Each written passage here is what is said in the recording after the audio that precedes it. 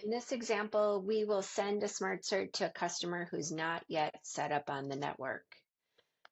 You can either search your inventory for the SmartCert you'd like to send or package together SmartCerts for the line items in the shipment. I'm going to select my simple template and enter the name of my customer in the customer field.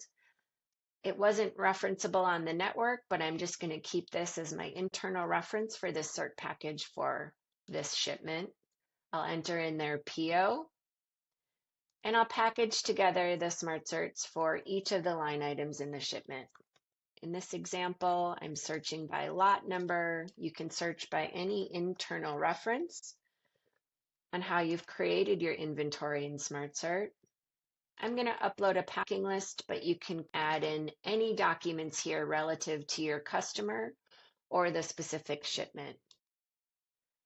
I'll click Save, and I now have my customer listed as well as their PO, smart certs for each of their line items, which I could view the documents for to confirm their accuracy. I have my packing list ready, and I'm going to click the Share button. This Share button is also accessible from your dashboard. And because they're not yet set up on the network, this is where you will type in the email address of your point of contact at your customer location. When you click Share, an invitation to view certs and get set up on the network will be provided.